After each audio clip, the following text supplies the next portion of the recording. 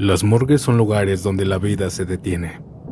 Aquí llegan los cuerpos sin vida, almas que dejaron este mundo, a veces en paz, y otras en medio del dolor, la ira o el miedo. Estas salas frías, llenas de acero y silencio, no solo guardan cadáveres, sino que también historias que debes saber, relatos paranormales que rozan lo inexplicable. Mi nombre es Santiago. Comencemos.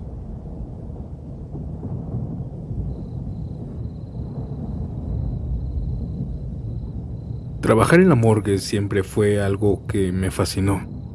Desde pequeña tuve una curiosidad mórbida por entender qué ocurre después de la muerte.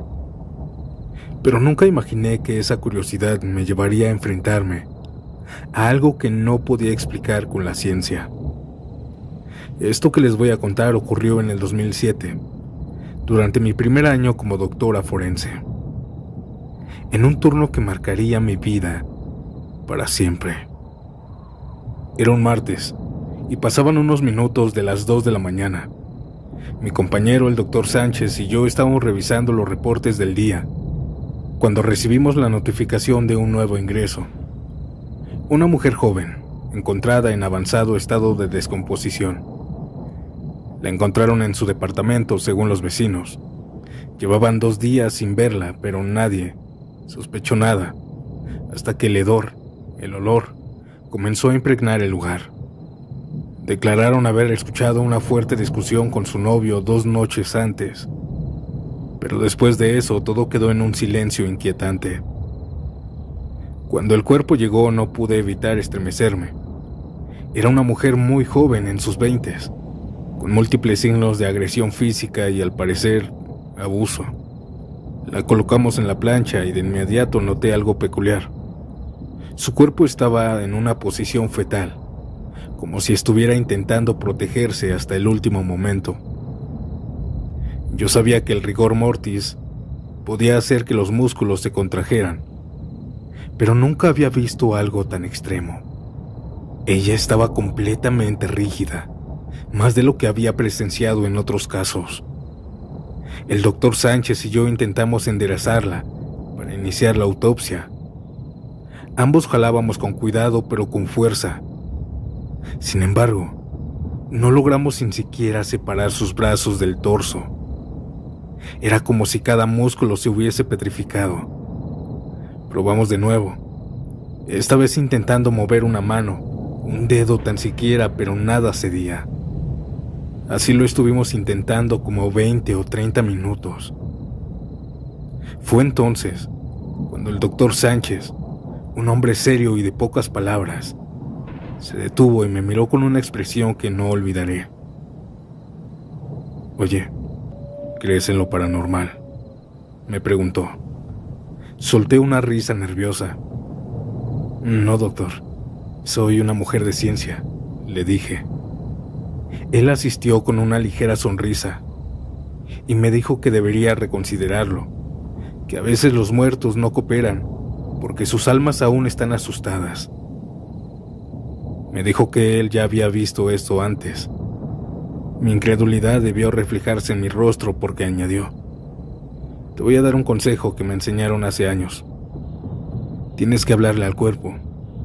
Trátala con cariño. Muchas veces es suficiente para que se relajen». Aunque me parecía absurdo, accedí. Me acerqué al cuerpo de la mujer, sintiéndome un tanto ridícula, y hablé con la voz más suave que pude. «Hey, tranquila muchacha. Sé que pasaste por algo muy difícil, pero estás a salvo ahora. Nosotros solo queremos ayudarte. Queremos ponerte muy bonita para tus familiares y encontrar al culpable para que pague. Por favor, déjanos hacer nuestro trabajo». Mientras hablaba, coloqué mi mano sobre la suya. Al principio seguía rígida, como una roca, pero poco a poco sentí algo increíble. Su mano comenzó a suavizarse. La rigidez disminuyó como si algo invisible hubiera soltado su agarre. Así. Llamé al doctor Sánchez y juntos continuamos.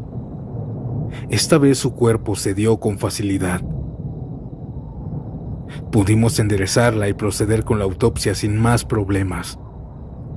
Al finalizar, el doctor Sánchez me dio una palmada en el hombro. Ya ves, ahora ya sabes qué hacer cuando te toque algo así. A lo largo de mi carrera, he usado este consejo en otras ocasiones, y aunque sigue pareciéndome extraño, debo admitir que funciona. Esa noche, esa madrugada cambió mi forma de ver mi profesión y la relación entre la vida y la muerte.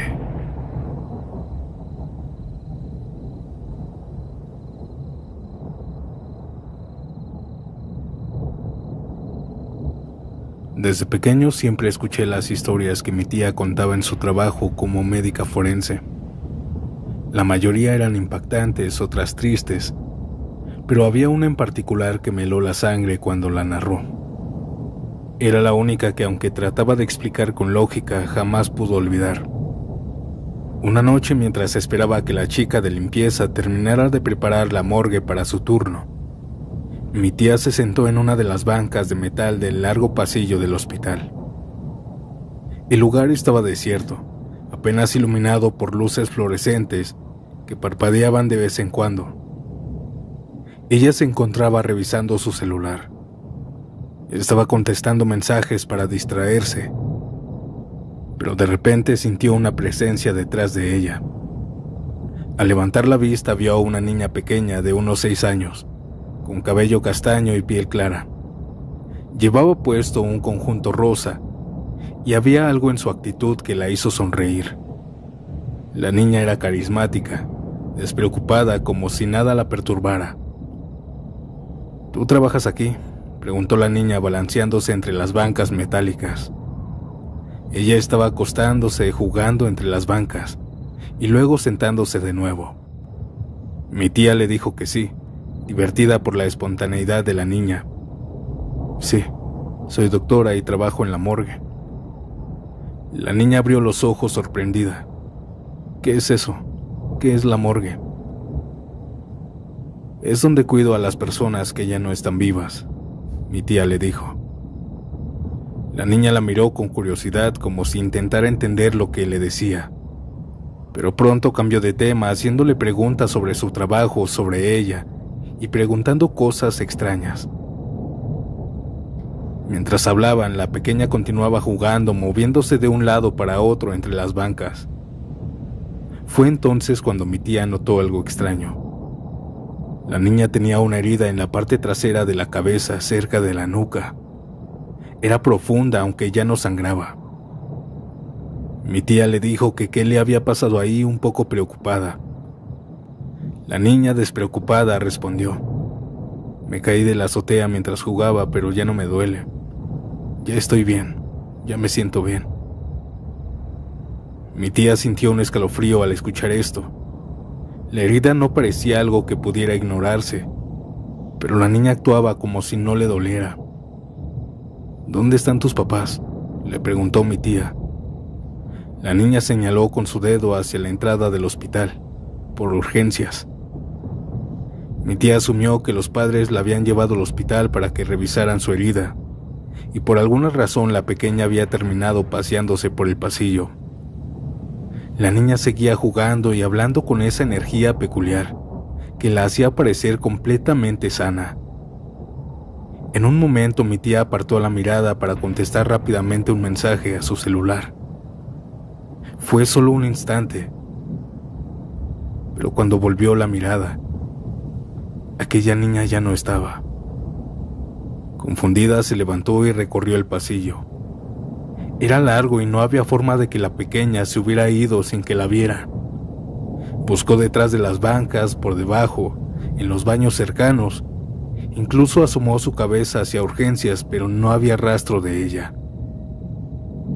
Unos minutos después, la chica de limpieza salió y le informó que la morgue estaba lista. Mi tía, todavía con el desconcierto en la mente, entró a su lugar de trabajo.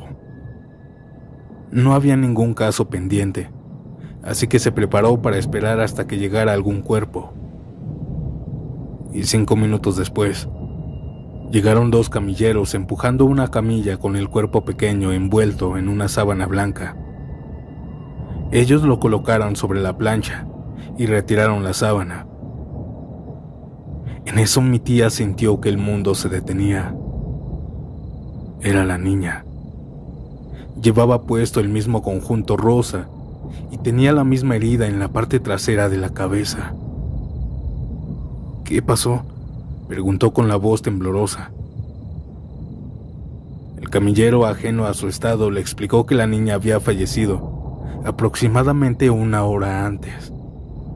Según los padres, ella estaba jugando en la azotea cuando perdió el equilibrio y cayó.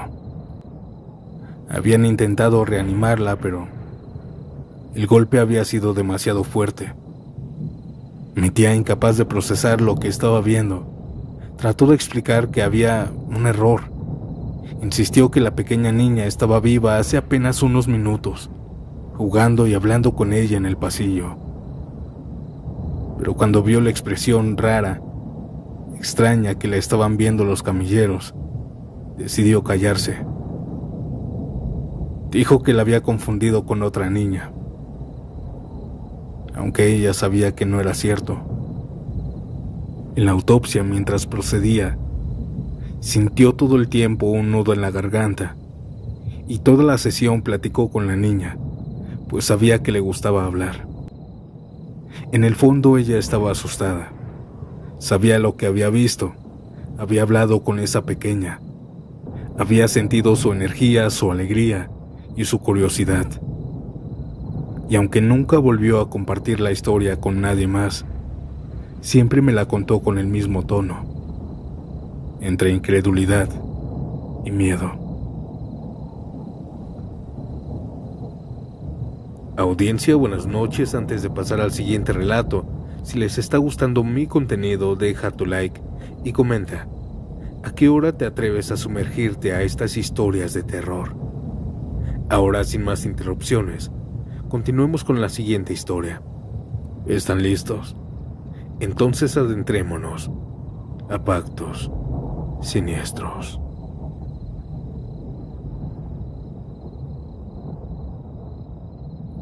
Soy Adrián y quiero contar mi primera experiencia paranormal en una morgue.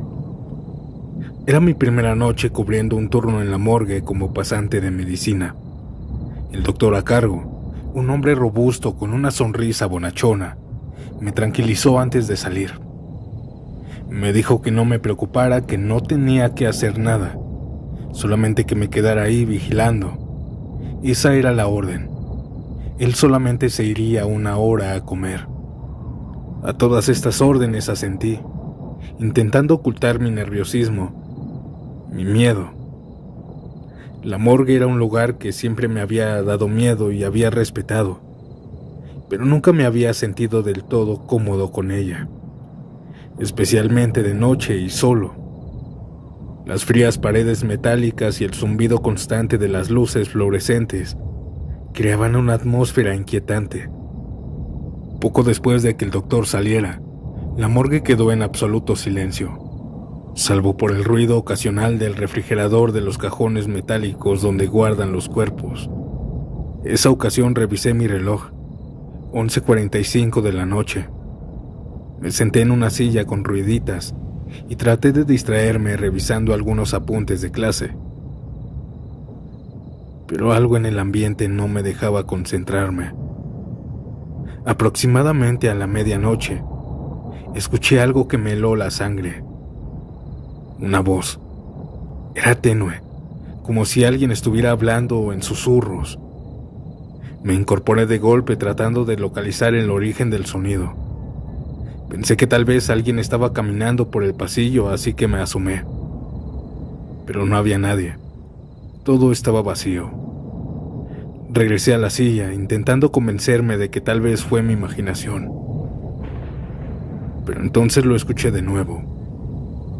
Esta vez no solo era una voz, eran varios susurros indistinguibles, mezclados con lo que parecían risas suaves. Lo extraño era que el sonido no venía del pasillo, sino de los cajones metálicos donde estaban los cuerpos. Mi corazón comenzó a latir con fuerza. Me acerqué lentamente tratando de entender lo que estaba pasando. La temperatura de la morgue ya de por sí es fría, pero pareció descender aún más. Un escalofrío recorrió mi espalda y las risas se hicieron más claras, como si las personas estuvieran divirtiéndose. Era completamente absurdo, y aún así ahí estaban. De repente, las luces comenzaron a parpadear. En los breves instantes de oscuridad, escuché algo que hizo que mi piel se erizara. Eran golpes metálicos provenientes de los cajones, como si algo o alguien estuviera intentando abrirlas. Las risas y los susurros se mezclaban con los golpes, creando un caos sonoro que me paralizó. Intentando mantener la calma, me convencí de que tal vez sería una broma del personal. Los médicos veteranos seguramente estaban intentando asustarme.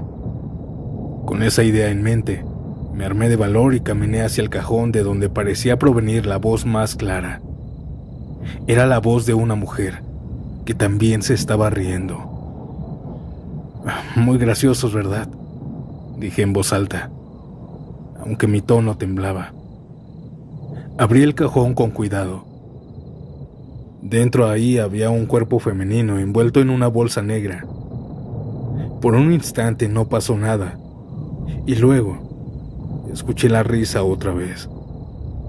Abrí la bolsa pensando que ahí me encontraría a una doctora o una enfermera, pero me quedé helado. Era una mujer fallecida. Su piel pálida y sus ojos cerrados me confirmaron que no había vida en ella. Pero la risa entonces, esa risa aterradora, ¿de dónde venía? Retrocedí, pero entonces escuché golpes desde el otro cajón. En un arrebato de valentía o estupidez, lo abrí también. Y dentro había otro cuerpo. Esta vez un hombre mayor. Nada parecía fuera de lo normal, excepto por el hecho de que los golpes habían cesado en el momento en que abrí el cajón. Mi cuerpo no pudo más y salí corriendo de la morgue. Corrí hasta el puesto de quesadillas donde estaba el doctor. Cuando llegué, luego me dijo que qué me había pasado. Yo estaba pálido y mi respiración estaba agitada. Intenté explicarle lo que había ocurrido, pero él simplemente sonrió mordiéndole a la quesadilla. «¿Escuchaste cosas?», dijo con calma. Me dijo que no me preocupara, que a veces era normal, que a veces pasaban cosas raras, pero que no hacían daño. Me dijo que ya me iba a acostumbrar. Yo no estaba tan seguro de poder acostumbrarme. Esa noche me hizo dudar de todo lo que creía sobre la vida. Y por primera vez, creí en fantasmas. Esto fue todo, audiencia. Buenas noches.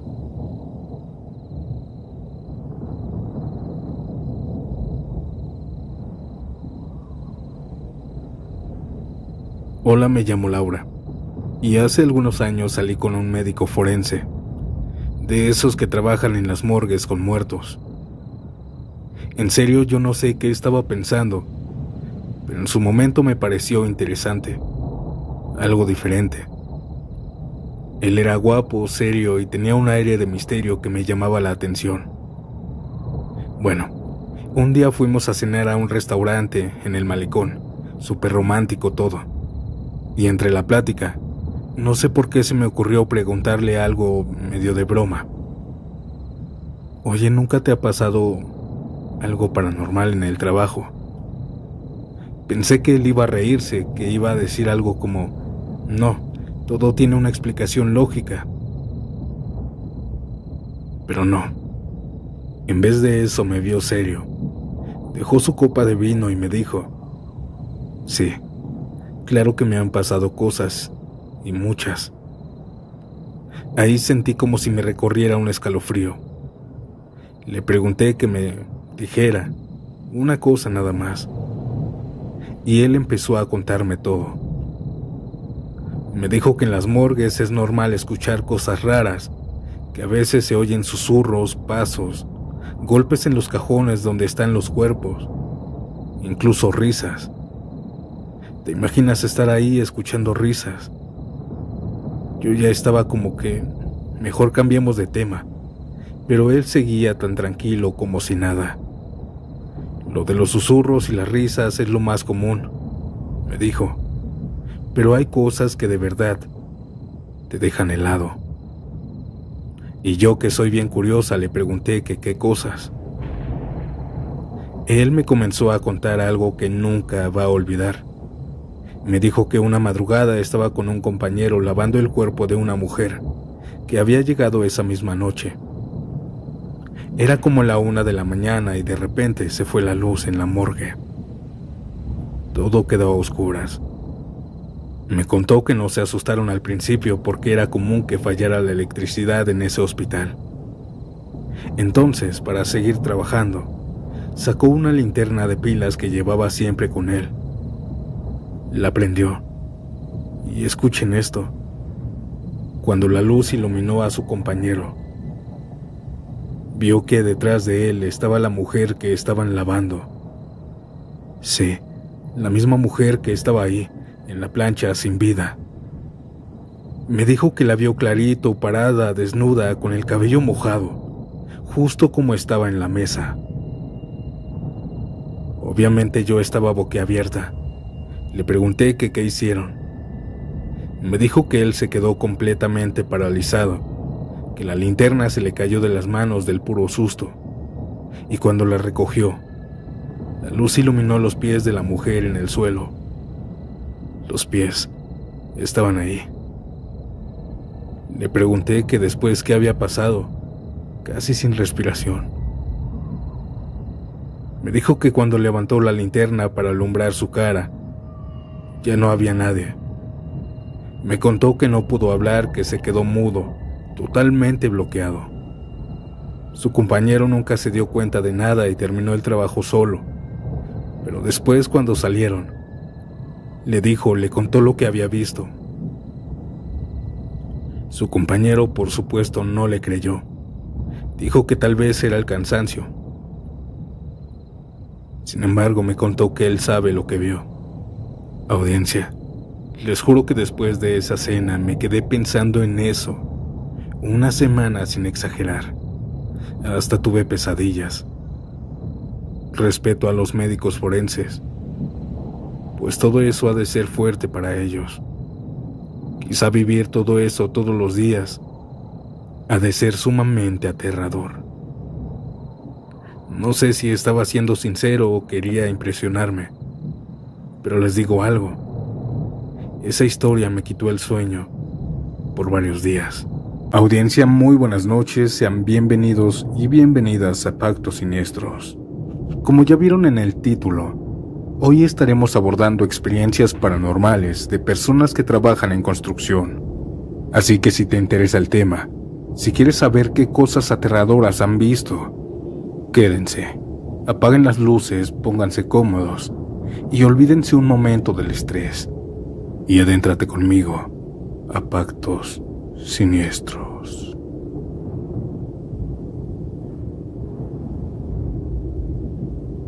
Hoy les quiero contar sobre un extraño fenómeno que me pasó. Soy un albañil desde ya bastantes años, y últimamente estos 20 años he estado trabajando con un contratista de aquí para allá, pues nos llevan en ocasiones a otros estados. No recuerdo perfectamente qué zona de Oaxaca fue porque esto ya tiene mucho tiempo, pero reconstruimos una casa muy grande cerca de un río. Para ese trabajo nos contrató a 5 maestros y nuestros respectivos 3 chalanes. Éramos 8 en total. Al llegar a la casa pensé que iba a ser diferente y no tan alejada de la civilización. Era más como una casa de campo. Era muy grande y de 2 pisos, con una estructura rústica. El patrón nos empezó a decir los detalles que necesitaba y los trabajos que teníamos que hacer.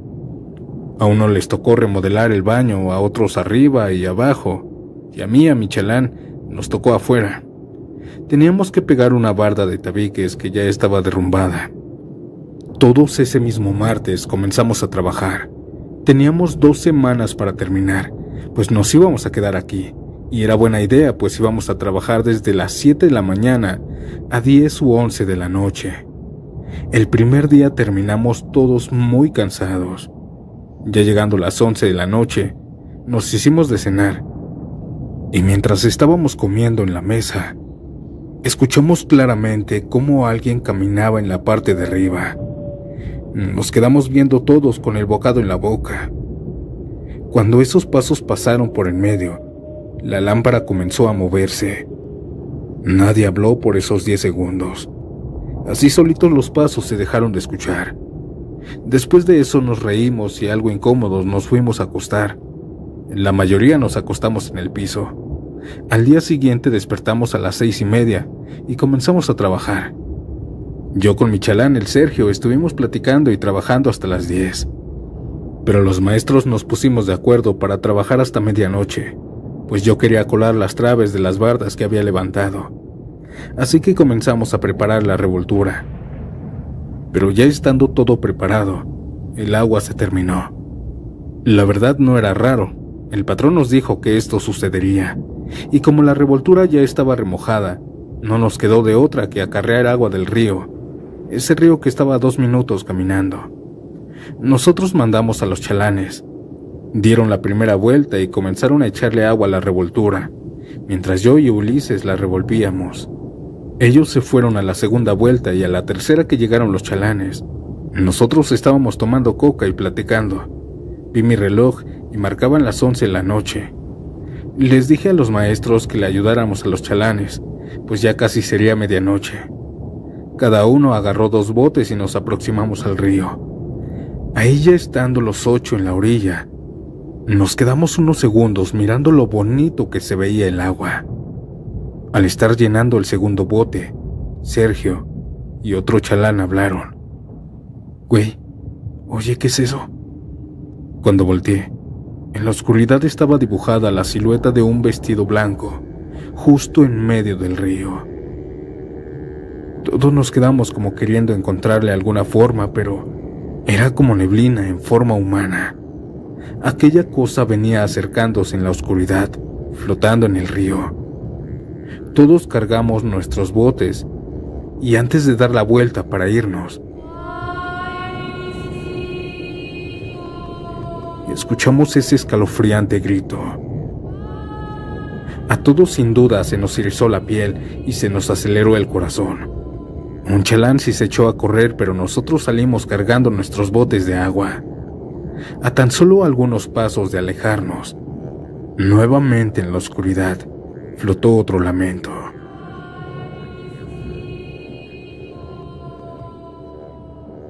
Yo volteé para ver si no nos seguía, porque ese llanto parecía estar cerca de nosotros, pegado a nuestros oídos.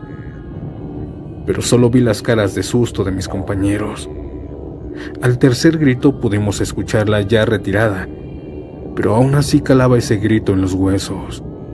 Llegamos con los botes medio vacíos, pero a salvo. Llegamos totalmente pálidos y temblando del miedo.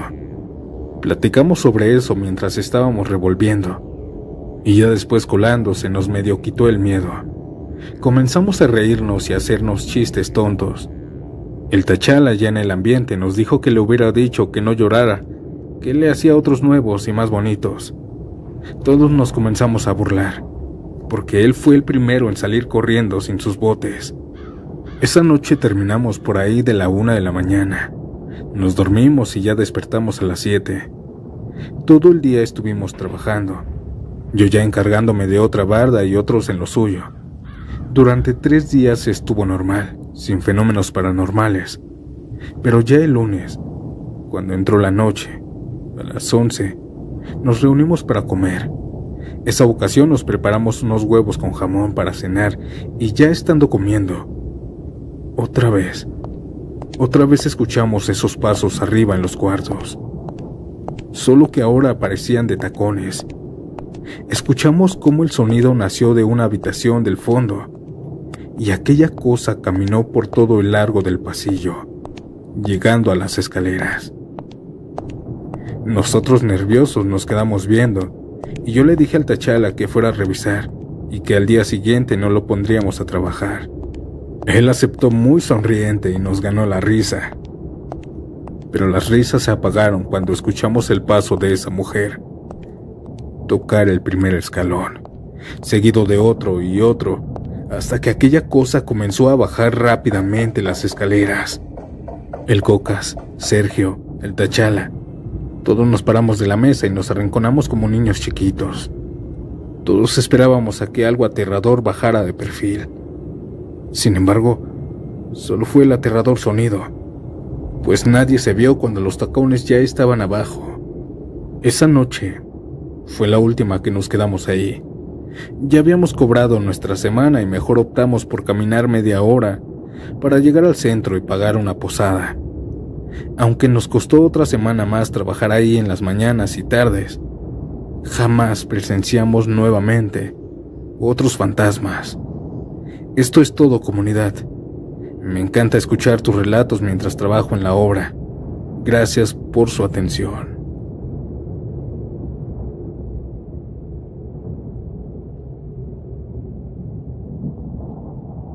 Hola, siniestros. Al estar escuchando algunos relatos se me desbloquearon recuerdos vagos y con mi papá los desbloqueé perfectamente. Yo tenía 10 años, tal vez menos, pero cada sábado mi papá me llevaba con él a su trabajo. Recuerdo ese día que mientras mi papá estaba aplanando la tercera planta, yo subía y bajaba corriendo por las escaleras de la planta baja hasta el 8º piso, hasta que me cansé, obviamente, y desde arriba, de una ventana, me puse a ver cómo pasaban las personas. Recuerdo que pasó una mujer entaconada, un señor haciendo ejercicio con su perro y una parejita de novios. Era entretenido ver un pedacito de las vidas de las personas y también acompañar de cierta manera a mi papá en su trabajo. Mientras estaba mirando, algo me dijo que mirara a mi papá. Yo le grité desde arriba y él volteó a verme. Pude ver cómo dio un paso hacia atrás y se cayó del andamio. Vi a mi papá tirado en el piso, sin moverse y con un charco rojo a su alrededor. Yo gritando, asustado y con mucho miedo bajé las escaleras para intentar ayudarlo. Bajé llorando todos los pisos y al llegar a la calle vi a mi papá. Él estaba aplanando el 3er piso, como si nada. Estaba vivo. Cuando me vio llorando y gritando, me regañó muy fuerte y me dijo que me metiera. Desde abajo me quedé impresionado y temblando, a la vez también muy feliz. La verdad no sé qué pasó, no sé qué vi, pero él estaba bien. Su regaño me hizo sonreír nuevamente y meterme como él me había ordenado. Este recuerdo lo había olvidado por lo confuso que es, pero lo que vi no fue una alucinación. ¿Qué habrá sido, comunidad?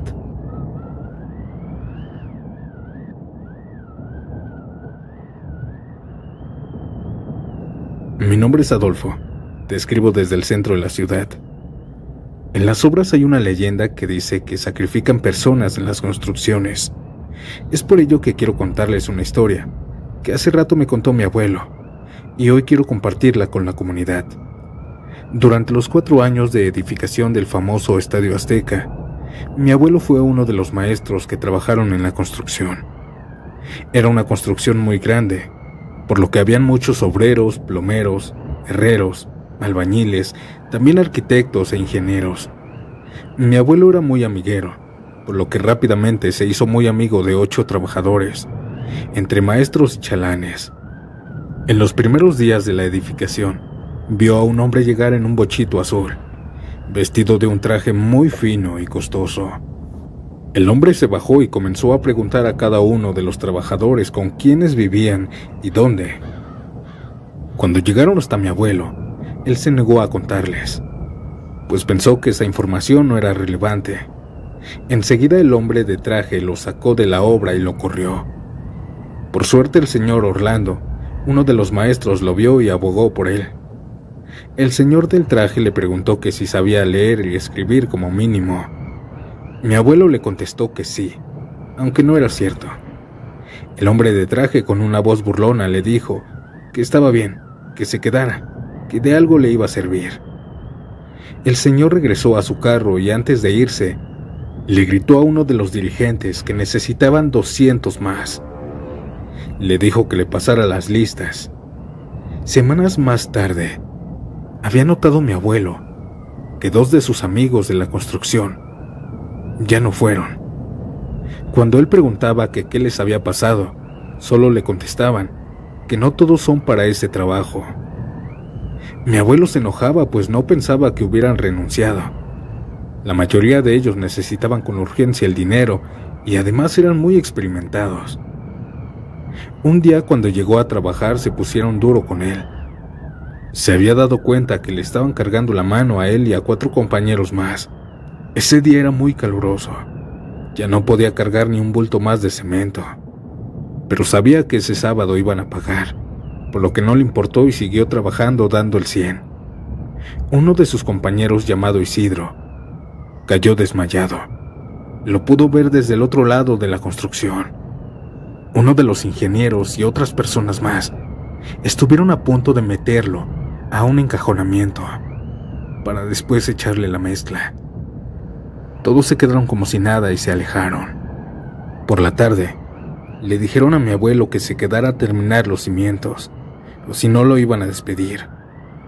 Mi abuelo ese día tenía una cita con mi abuela, por lo que prefirió irse con ella y no se quedó más tiempo. En la madrugada, 2 de sus amigos albañiles llegaron a su casa a despertarlo muy borrachos. Le dijeron que por nada del mundo regresa a esa construcción, que estaban sacrificando a los chalanes, herreros y uno que otro indigente. Mi abuelo los corrió esa noche y no les creyó a un par de borrachos. Él siguió yendo a trabajar como normalmente lo hacía, pero esa advertencia y lo que vio comenzaron a retumbar en su cabeza. Pensaba que solo era un mito, eso de sacrificar personas en la construcción. Sin embargo, en una temporada, varios de sus compañeros que vivían muy lejos o no tenían familia comenzaron a desaparecer. El que más le dolió fue un muchacho chalán que le ayudaba a él. Este joven tenía 20 años de edad, sueños muy grandes y le echaba muchas ganas aunque no tuviera familia, pues era huérfano y se crió en un orfanato, pero tenía muchas ganas de salir adelante. De un momento a otro, el joven le pidieron un sábado quedarse hasta la noche por más paga. Él aceptó. Mi abuelo pensó que lo vería el lunes, pero ya no. Desapareció. Los contratistas, los arquitectos, todos decían que habían renunciado, porque el sábado no aguantó. Pero no creyó eso, pues él no era así. También recuerdo mucho una ocasión en donde les llevaron revoltura para unos cimientos. Él dijo que la mezcla venía muy rara y todos se daban cuenta, pero nadie decía nada. La describía como con huesos mal molidos y varias veces pudieron sacar dientes de la mezcla. Tantas desapariciones que habían en el país y en las construcciones daba a entender que esos mitos eran reales. Nunca les dijo nada a nadie, aunque la verdad, todos sabían. Mi abuelo aseguraba que ahí se habían ido muchas personas, especialmente sus amigos. Al terminar esta obra y después que pasaran muchos años más, mi abuelo comenzó a ser aficionado del fútbol. Fue varias veces a ver jugar al América. Y en una de esas visitas, en pleno partido, se le figuró ver a su amigo, a ese chalán joven que tenía metas grandes. Mi abuelo, hipnotizado por la sorpresa, fue a seguirlo intentando alcanzarlo, pero las personas le estorbaban un poco. Él llegó hasta los baños, pero antes de entrar, se dio cuenta que su amigo llevaba la misma ropa de trabajo de hace años, y además, aún después de pasar muchos años, aparentaba los mismos 20. Mi abuelo sintió un escalofrío terrible, pero aún así fue a ver quién era. Habían muchas personas en el baño, pero ninguna con esas características. Actualmente mi abuelo ya pasó a mejor vida, sin embargo aún recuerdo sus historias. Y esta es una de ellas. Muchas gracias por escucharme. Saludos a la mejor audiencia de terror.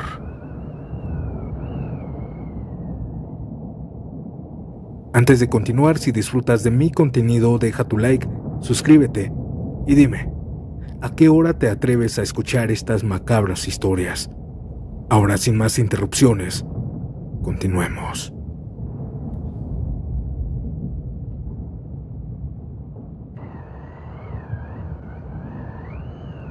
Hace 6 años me mudé a San Lorenzo Tezonco para que me quedara más cerca a la universidad.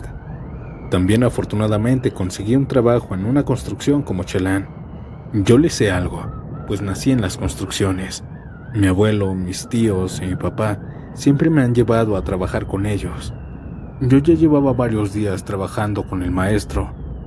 La verdad era muy buena persona y muy buena onda. Una mañana llegué a la construcción con un vaso de café que había comprado rumbo a la obra. Como siempre fui el primero en llegar. Me acomodé en una barda pequeña y ahí puse mi café. Estaba viendo el Facebook y cuando quise darle un sorbo a mi café, vi que de un momento a otro el vaso desapareció. Ya no estaba. Pensé que alguien me había jugado una broma, pues solo lo dejé en el muro por unos instantes y ya no estaba. Pero no se veía a nadie. Empecé a buscarlo por toda la casa, pero al adentrarme a un cuarto en obra negra, comencé a escuchar murmullos. Se me hizo muy sospechoso, pues nadie había llegado y nadie habitaba ahí aún. Tampoco hice un alboroto.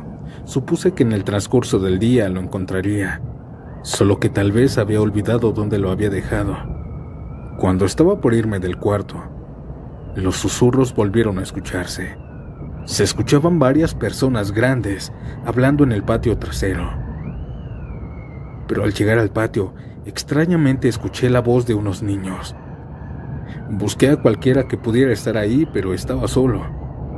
Me estaba dando escalofríos hasta que vi salir a 4 niños detrás de los bultos de cemento. Ellos corrieron hasta una puerta roja en donde entraron. No entendía qué estaba pasando, pero me alivié de que no fueran fantasmas. Yo los dejé ahí, pues no me importaba quiénes eran, tal vez los hijos de los patrones o de algún familiar. Pude escuchar cómo ellos se reían y jugaban en ese cuarto. Yo me quedé otra vez en la barda checando mi celular y en eso llegó el maestro. «Buenos días», me saludó. «Ni tan buenos. Unos niños andan jugando por aquí y seguro van a estorbar». Me preguntó que qué niños y yo le dije que los niños del patrón. Le dije que los vi entrar a la puerta roja del cuarto ya terminado. Al maestro se le hizo raro, pues me dijo que el patrón vivía algo lejos y que no le había avisado que iban a venir. Ambos nos acercamos a la puerta para ver a los niños y la abrimos. Pero el cuarto estaba vacío. Yo no me lo podía creer, y más cuando pude ver que en medio del cuarto estaba mi café. El maestro no me creyó. Pensó que era una broma y yo le dije que sí a poco se la había creído. Pero la realidad es otra. Jamás supe qué fue eso, pues no se veían como fantasmas.